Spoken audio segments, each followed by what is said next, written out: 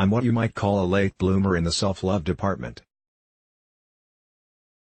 It has always been easier for me to forgive and love others than to extend the same kindness to myself. So, when I first discovered the practice called Maitri space awareness, it was a game changer.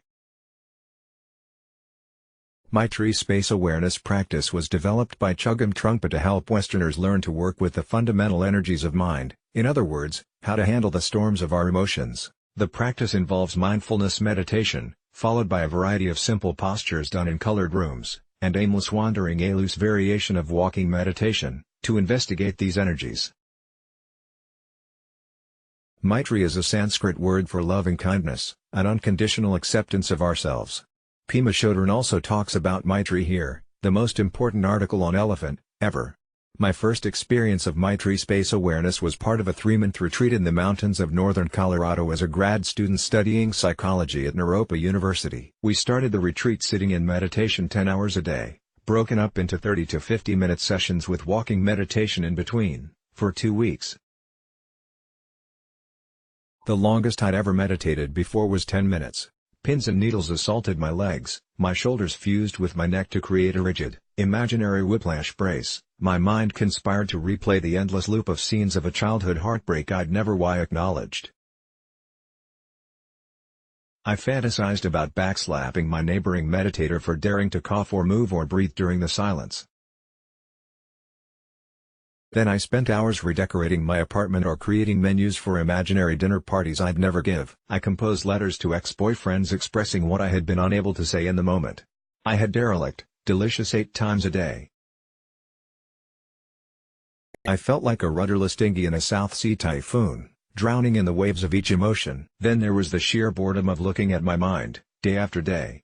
And the cold insistent voice assuring me that I was a useless failure.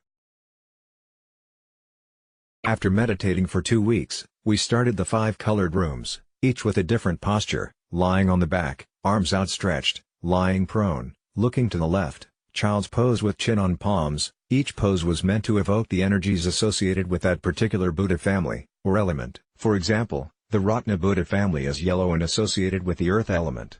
It evokes a sense of richness, like the earth bearing fruit during harvest season. In its constricted or neurotic manifestation, Ratna becomes poverty-stricken and grasping. It doesn't recognize the fruits. It is the neurotic quality of someone binging on retail therapy to overcome feelings of worthlessness. Each Maitri family has its own style and pattern of both wisdom and neurosis. Somehow, I don't know exactly how it works, but the posture and the color conspire to evoke the energy of the element associated with each family. Once the energies of earth, water, fire, wind, or space wake up in the practitioner, it's as if we see things through a colored lens. Our focus hones in on the particular energy of the family, and specifically, our personal expression of that energy. Water can manifest as calm reflection or icy sharpness. Earth can shower riches or become barren and dry. Fire manifests as passionate warmth or lusty destruction. Wind can be harnessed for productivity or destroy whatever is in its path. Space can be gracious and accommodating, or we can get lost in it. The blue room, associated with the water element, was my arch nemesis. The Vajra family energy evokes mirror-like wisdom, or the ability to see things clearly. As a writer, I've always been an observer, so I'm at home, and at peace, with this family's energy. When this energy is constricted, anger, impatience, and an inability to connect are the hallmarks. So, I end up feeling alone in an Arctic winter, unable to reach out and contact people for the warmth I crave. When I suffer from this neurotic pattern, you'll probably find me hidden away under my duvet sipping a steaming cup of chamomile with my nose in a book of fiction. When we are able to first identify and then tolerate the intense feelings that cause our suffering, suddenly there is the possibility to transcend the whole process.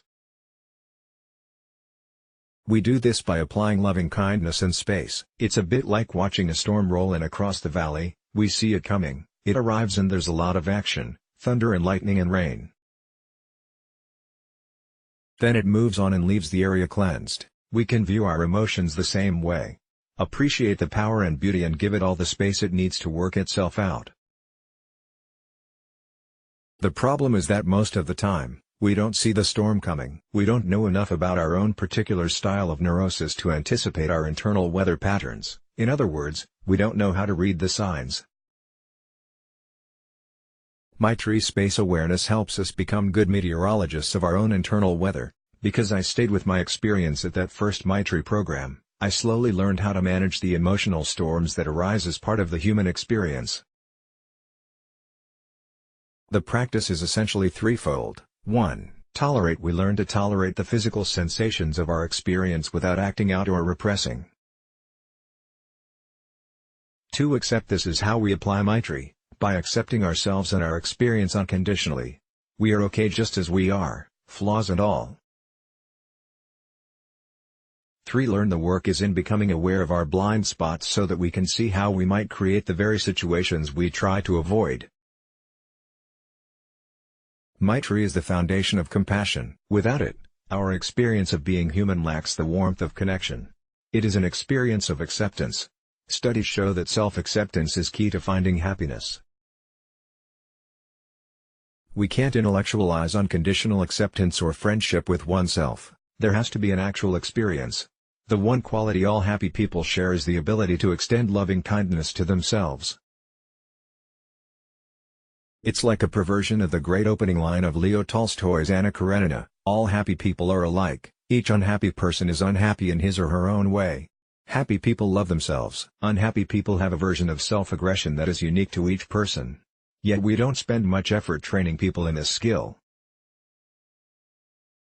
How many people go around every day beating themselves up for feeling inferior, or imperfect, or unworthy?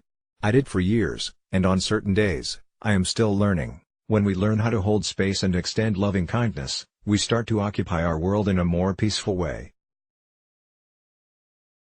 We learn how we respond to the different energies, so we can be more skillful in our actions and responses when we are triggered. I have a tendency to be a bit of a hermit. I need my alone time. This is a trait of Buddha family energy, associated with space. It feeds my creative juices to spend time in solitude. While I love my friends and family, I get overwhelmed with too much people time and notice at a certain point I need a break to retreat and gather my energy. In the past, before I consciously identified this pattern, I would find ways to force the space I needed, like provoking a fight, rather than ask for it directly. I hurt a lot of people this way. Now, I recognize when I'm feeling overwhelmed and I can simply say to my friend or companion, nothing personal, but I need some alone time now. There's no anguish of trying to manufacture an excuse to get space, and the relationship doesn't get damaged as a result. It's a cleaner and more direct way of working with the energy. Since all things are naked, clear, and free from obscurations, there is nothing to attain or realize. The everyday practice is simply to develop a complete acceptance and openness to all situations and emotions, and to all people, experiencing everything totally without reservations and blockages, so that one never withdraws or centralizes onto oneself. Chogyam Trungpa Rinpoche. Once we see that emotions are simply energy manifesting according to circumstances and perspective, there is the possibility to take things less personally. Self-love becomes a real possibility.